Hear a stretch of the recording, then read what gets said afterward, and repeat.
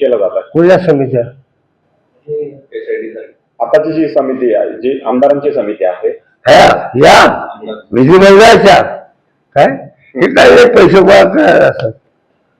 मी आमदार असताना मी पकडून जायचं आमदार का कशाला जायचं? नवीन काय सांगू मी? मला माहिती पुढे हेच करायचं काय आलं लक्षात. त्यामुळे मी लक्ष ठेवू द्यायचं. मला बातम्या कळाल्या असून या शहरात राहतो मी, 60 वर्ष घालवली मी राजकारणात. काय म्हशी बाजारल्या का मी? माझ्याकडे एका मिनिटात बातमी आली हे असं असं चाललेलं आहे. महानगरपालिकेतून धुळे महानगरपालिका 90 लाख रुपये गेले. 90 शून्य आणि त्या पिशवीमध्ये फक्त 58 लाख रुपये सापडले. म्हणजे चोरच्या घरमध्ये चोरी. काय धुळे 50 लाख रुपये दिले. तालुक्याचे जे डॉक्टर होते त्या डॉक्टरांनी, मग तो जनावरांचा असेल, माणसाचा असेल, मेंटेन असेल तर मेंटेन असेल, प्रत्येकाकडून 25,000 रुपये गोळा केले. काय मग झाले इतके भ्रष्टाचारामध्ये कशाला बोलाले ते कशा चौकशा करणार? काय चौकशा म्हणजे चौक कशी आहे पैशांची याची पातळीची एवढा विचार. अण्णा काय सांगाल? आज मुख्यमंत्री देवेंद्र फडणवीस यांनी SIT स्थापन करण्यासंदर्भातील आदेश दिलेले, काय सांगाल? मला सांगा, जयकुमार रावल यांच्या रावल बँकेच्या विरुद्ध SIT स्थापन झाली. त्यांनी जयकुमार रावल यांच्या विरुद्ध रिपोर्ट केला. देवेंद्र फडणवीसांनी आरोपीच्या अर्जावर घेऊन दिलं की तपास CID सोपवा. आरोपीच्या अर्जावर ऐका काय झालं SITचं? अब्दुल करीम तेलीच्या विरुद्ध SIT केली का CBIकडे केली गेली? SIT म्हणजे यांना सोयीस्कर ऍडजस्ट होणारी कमिशन. आलं लक्षात? या SIT अँटी करप्शन, CID आणि धुळे पोलीस यांच्यावर माझा अजिबात विश्वास नाही. जर खऱ्या अर्थाने चौकशी करायची असेल तर तुकाराम मुंडे साहेब किंवा प्रवीण गेलाम साहेब किंवा धुळ्याचे राहुल रेखावार माजी जिल्हाधिकारी यांच्या समावेश असलेली एक कमिटी स्थापन करा.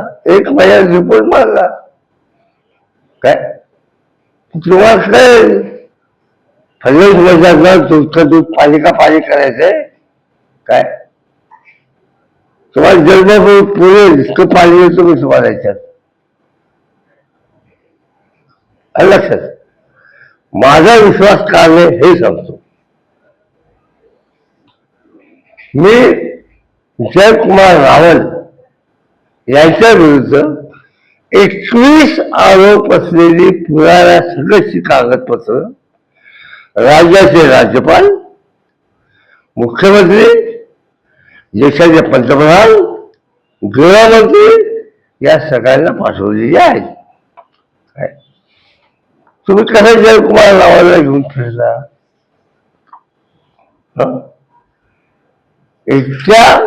एकट्या चैतक महोत्सवामध्ये जयकुमार रावलनी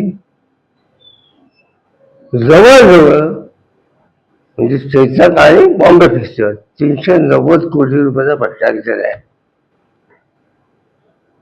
काय आता तुम्हाला जर असे लोक लागत असतील, बँक लुटणारे, अजितदारासारखे, ज्याच्यावर ईडीच्या चौकशा आहेत, असे एकनाथ शिंदे सारखे तर कुठली आणि एसआयटी फेसायची हे सगळं आयवास आहे, झोपेक आहे डोळ्यामध्ये. हे देवेंद्र फडणवीसांच्या जुन्या शक्तीचे. देवेंद्र फडणवीसांना विचारा की मोपळवाच्या विरुद्ध ज्या वेळेला तुम्ही चौकशी एखादी जॉईन असेल त्यावेळेला तुम्ही मला का बरं विनंती केली गोदे साहेब हे हा विषय सोडून द्या. कशाला सोडून द्या? काय या माणसाकडे काय अपेक्षा करणार? ज्याच्या अध्यक्षतेखाली कमिटी आहे त्याच्यावर भ्रष्टाचाराच्या टाइम्स ऑफ इंडियामध्ये माझी मुलाखत आहे दिल्लीवरून. त्यामध्ये मी म्हटलं माझा मुख्यमंत्र्यांच्या चौकशी समितीवर विश्वास नाही. नाही तर नाही तर तुम्ही पक्ष सदस्य म्हणजे गुलाम आहे का मी? आता जे एसआयटी आहे हे महाराष्ट्राच्या 14 कोटी लोकांच्या डोळ्यात धूळफेक करण्याचा प्रकार आहे. बोला काय अजून? अद्यापही गुन्हा दाखल झालेला नाही, चौकशी सुरू आहे आणि प्रगतीवर आहे असं पोलिसांचं म्हणणं आहे. पोलीस काल उघडून बघत होतो.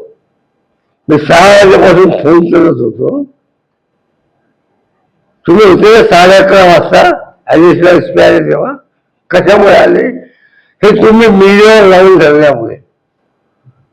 लक्षात ते वाट पाहत होते हा म्हातारा कधी जाईल घरी. मी जाणार आहे का? मी तर गाडी जाऊन टाकतो तिथे झोपायला. एक गोष्ट लक्षात घ्या, तुम्ही धोत्र्याचं झाड लावता आणि गुलाबाच्या फुलाची अपेक्षा करता. शक्य आहे का? या मंत्रिमंडळामध्ये सगळ्यामध्ये टॉप मंत्री भ्रष्टाचारी आहेत. ते कसे प्रामाणिकपणाच्या चौकशी काय हे करतात? हे होणे नाही. मी काय सांगतोय? हे होणे नाही. हिंमत असेल तर तुकाराम मुंडे, प्रवीण जयराम साहेब किंवा राहुल रेखावार या सगळ्यांची कमिटी करा. 1 महिना रिपोर्ट मागवा, मग केस दाखल करा, माझ्यावर करा. याही सुजावून ठेवले पैसे काय मी पुढे नाही म्हणतो. आणि या मुख्यमंत्र्याची जर एक तशाच इच्छा असते तर त्याने काय नसते माझा फोन घेतला असता. मी त्याला 8 वर्षानंतर फोन केला. माझं तोड सुद्धा तिची पाहायची इच्छा नाही. इतका घाय माणूस आहे. मी जे बोलतो त्याच्या असे कडक शब्दात त्याला पत्र लिहिलेले. एक लक्षात मी आयुष्यामध्ये कोणाला घाबरलो नाही, घाबरत नाही. वयाच्या 35व्या वर्षी राज्याचे उपमुख्यमंत्री हरिगोविंद वरसक यांच्या कानपेटीवर वाजवली आहे मी कानाखाली. आणि 2 महिने मी ऑक्सफोर्ड जेलमध्ये होतो. आलं लक्षात? समजलं? मी अशा गोष्टी सहन करणारा माणूस नाही. 1,85,00,000 माझ्या आयुष्यात नाही पाहिलं. खरं नाही पाहिजे. काय म्हणजे आणि एवढे पैसे एका खोलीमध्ये आहे, त्याच्यापेक्षा जास्त पैसे गाडी भरून गेले. याचा अर्थ काय?